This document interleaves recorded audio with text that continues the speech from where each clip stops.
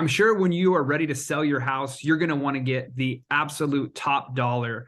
There are a few tips that we can run through today to make sure that you maximize the amount of income that you make when selling Hey, your what's property. going on? My name is Ryan Huggins. I'm a Laguna Beach real estate agent and the host of Living in Laguna Beach.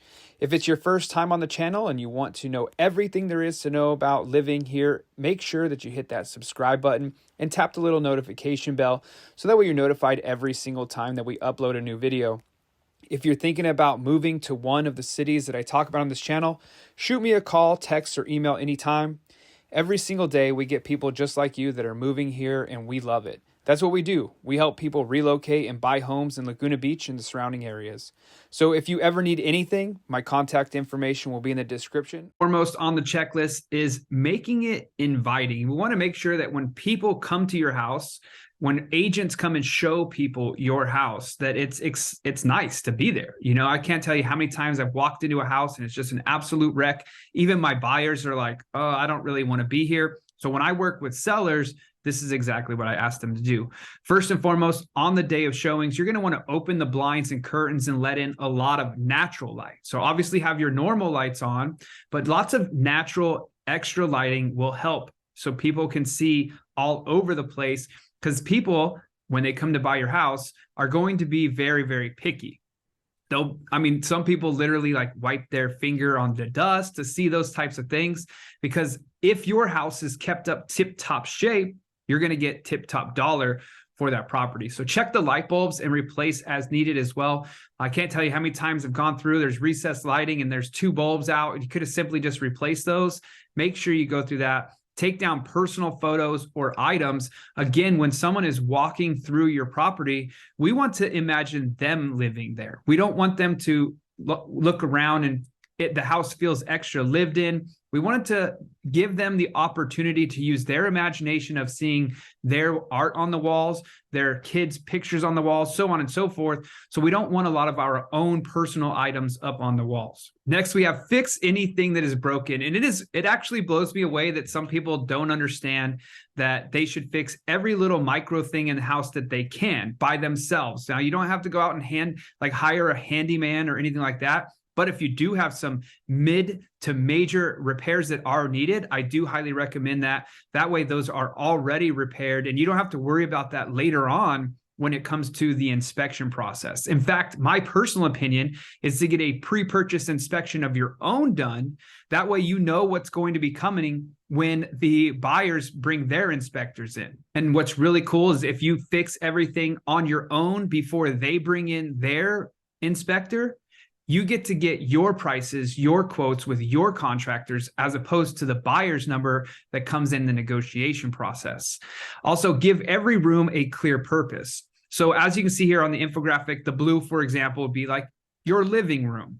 It needs to look like a living room. You shouldn't have an extra bed in there because you are renting it out or you have your family members sleeping over. Seen that a lot as well. But your living room should be your living room. Your bedrooms should be bedrooms. Also, for example, the room I'm in right now, my studio, is a bedroom, but I've got it built out as an office and as a studio. So that is totally fine because you can show people, like if you have a 3-bedroom and you have the 3rd bedroom as your office, you work from home. So you have 1 bedroom for yourselves, 1 bedroom for your kids. You have the 3rd bedroom as an office. You can set that up. It's actually beneficial to have that as an option. Or if it is all 3 bedrooms, just bedrooms, make them look bedrooms and then also keep them clean. So now that it's inviting, let's show that you actually cared for your house. When somebody comes to buy something this expensive, this may well be, more than likely will be the largest purchase they've ever made in their entire life. So you want to make sure that what they're buying looks good, right? So clean your vents and your baseboards. This is what I was talking about earlier. People do, wipe their fingers. They'll check the air ducts of your air conditioner to see if you actually keep it clean. These are very simple, easy things to do, low cost. Just go wipe the house down. Vacuum, mop, and sweep the floors. That's a no-brainer, especially if you have pets. Maybe they made a mistake in the living room. Just make sure you go through and do basic house cleaning would be very smart. Declutter throughout. This is actually very powerful. In fact, I recommend if you have a house that is over cluttered, as it says here, you want to declutter. it is smart to go ahead and rent a $200, $300 a month storage unit for a month or two while your house is in the process of selling. That way, first off, you get a lot of your own stuff out of there, so that way you don't have to move a lot when you're ready to actually make the move. But also, the less amount of stuff, you want your house to be staged. Even if you can't afford a staging company to come in and stage it with their furniture, you would use your own personal furniture. And by the way, your listing agent should definitely be able to help you with that. If not, then you should be using a different listing agent. But you should go ahead, rent yourself a storage unit, get everything out of the house that is not necessity: beds, couches, TVs, things of that nature. So that way the house looks staged instead of cluttered.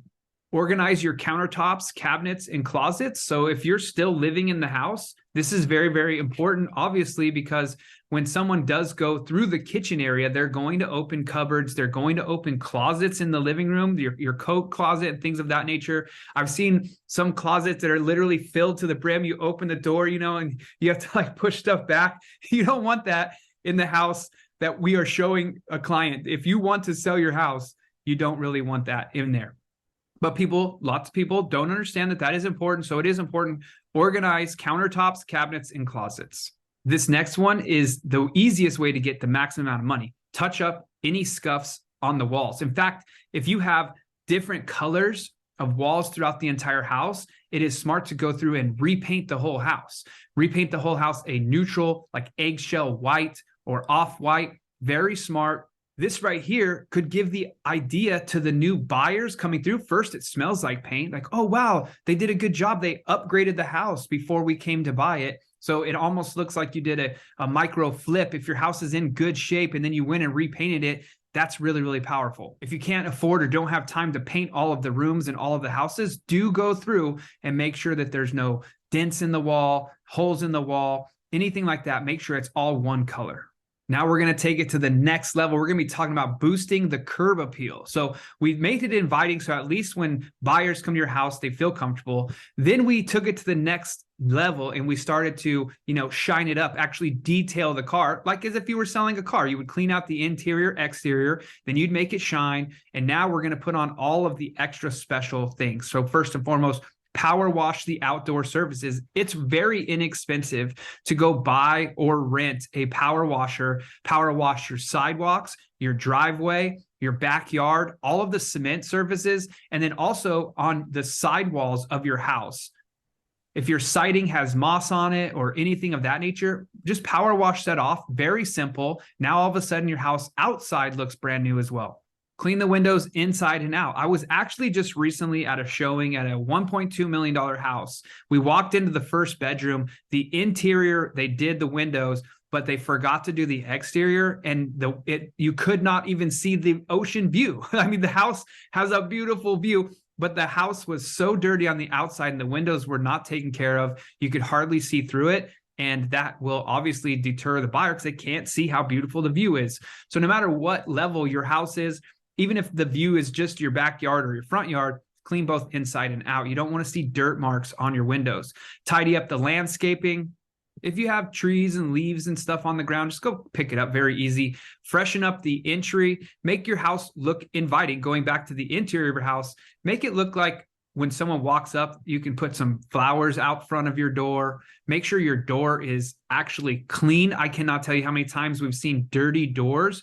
That's an easy, quick, easy paint scenario. Throw some paint on there, make it very nice.